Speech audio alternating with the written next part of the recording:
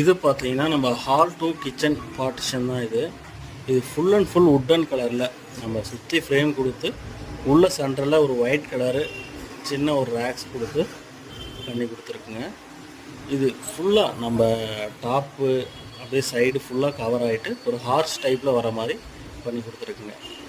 இந்த வீடியோட நீங்கள் ஃபுல் வீடியோ பார்க்கணுன்னா நம்ம கீழே கொடுத்துருக்குங்க, டச் பண்ணுங்கள், ஃபுல் வீடியோ பார்க்கலாம். இது பார்த்தீங்கன்னா டைனிங் டேபிள் ஆண்ட வர ஸ்டோரேஜ் பாக்ஸ் தான். இது மேலே ஸ்லைடிங் கொடுத்து அது கீழே ஒரு ரேக் கொடுத்தோம்.